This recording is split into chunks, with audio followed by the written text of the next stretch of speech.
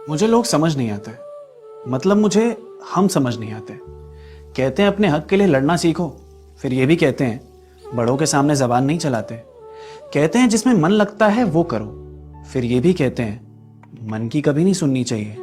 कहते हैं मेहनत करो सब मिल जाएगा, फिर ये भी कहते हैं मेहनत तो ज्यादा गधा भी करता है, किस्मत भी होनी चाहिए। छोटी छोटी चीजों में खुशी ढूंढा करो, सबसे यही सुनने को मिलता है। और फिर ये भी सुनने को मिलता है कि इतने में ही खुश हो गए तो कुछ बड़ा कैसे करोगे।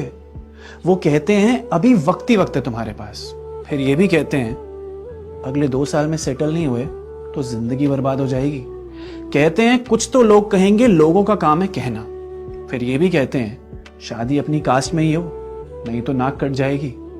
वो कहते हैं पैसों से खुशियां नहीं खरीद सकते, फिर अमीरों से जलते क्यों हैं पता नहीं। प्यार कभी भी ढूंढने से नहीं मिलता कहते हैं, और ये भी कहते हैं शादी की उम्र हो गई है अब ढूंढ ले कोई।